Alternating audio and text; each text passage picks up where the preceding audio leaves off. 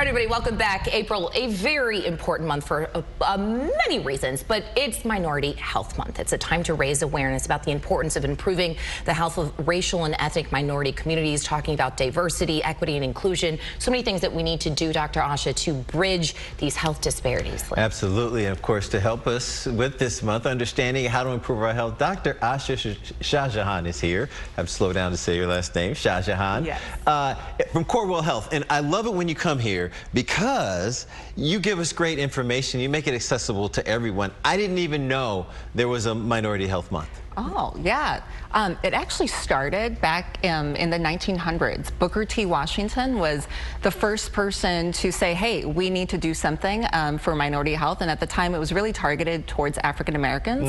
And he started doing an awareness week so that we could really look at the disparities of health for African Americans. And then since then, like around the 2000s, 2002 or so, the United States government ended up passing this as like an official month so that we were looking at not only African Americans, but all minority groups. Dr. Asha, I read actually they have a theme every year, and I've done some stories in the past on this, and this week is actually also Black Maternal Health Week. Yeah, so I'm doing a story on that tomorrow, yeah. and if we talk about just mortality as it pertains to pregnancies, that's important. But Dr. Asha, I read that the theme this year is better health, better understanding. And I'm very curious as a healthcare provider in just working with residents, so up and coming physicians, how does that theme apply? How do you interpret that? I actually love that theme because what it is, it's really looking at how do we empower people to get better information. So it's like knowledge is power. So if you don't understand the information you're getting, how are you going to make good health choices?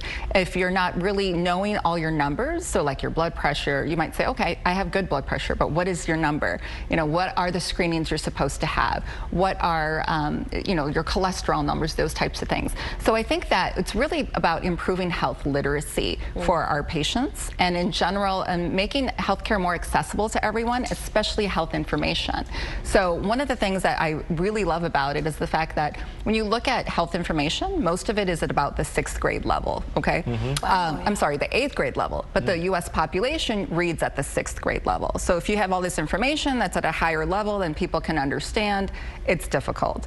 And about only 14% of the U.S. population is considered health proficient, you know? So it's like, oh goodness, you know, imagine getting like all these numbers, all this information, and you don't know what to do with it. So that's what it's about. You know, I never thought of that, but I get my, you know, you go to your health screening once a year, however often you go, you get your blood pressure taken every time.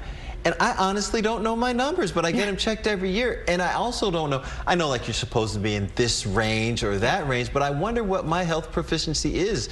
Do you find that people are surprised when you bring this up? Yeah, exactly. And it has really nothing to do with your education level either. You know, even, you know, I have family members that have multiple master's degrees, but then when you ask them about what happened at your doctor's appointment, they're like, something. He said I was good, so I left. But it's really interesting though, because you know, I consider myself relatively young. I have high blood pressure. Okay. And what's really interesting is the conversations that I had with my primary, my PCP, which, you know, I'm lucky enough that I have insurance, that I'm able to have access to care. But in communities of color, hypertension, obesity, diabetes, these are all things that are pre-existing conditions, Dr. Asha. So I wonder if you know, both my parents have it.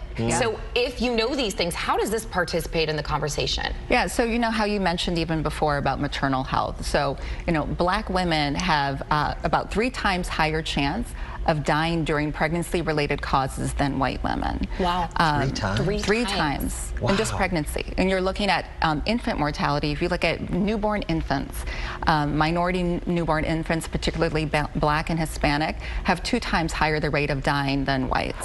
Wow. So when you're looking, babies. Yeah, we're talking about mothers, babies, family members. So for yourself, you're talking about high blood pressure. High blood pressure is a chronic condition, and chronic conditions are much higher, usually 2 times higher in minority populations. So as a minority, I'm a minority myself. So for example, for Asian minorities, mental health, most people of the Asian population don't get enough help with mental health.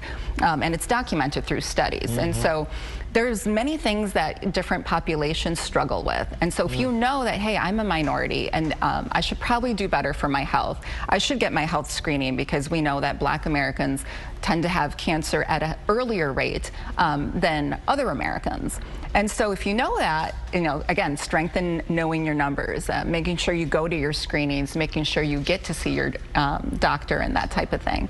And I think the other thing that's really important is after COVID, many of us kind of fell off the wagon, right? Truly. It's like, I didn't go to my doctor, I'll go next year. I was supposed to get my mammogram, I was supposed to get this, and people aren't going. People were like fatigued by medicine almost. Yes, I don't want to go there, I'm done, I'm good. No, we want to make sure we know our numbers. We want to make sure we get our testing done so that we want health equity for all. We want everyone to have access to good health care. And so it shouldn't matter about your race, your religion, your ethnicity, any of that. Such a great month. I like how you do what you do. You make it accessible. And I learn every time you come here. Yeah, and just really digestible. Thank you so much, Dr. Asha. Thank you. Thank both of you. We appreciate you. For more information on Minority Health Month, it's minorityhealth.hhs.gov.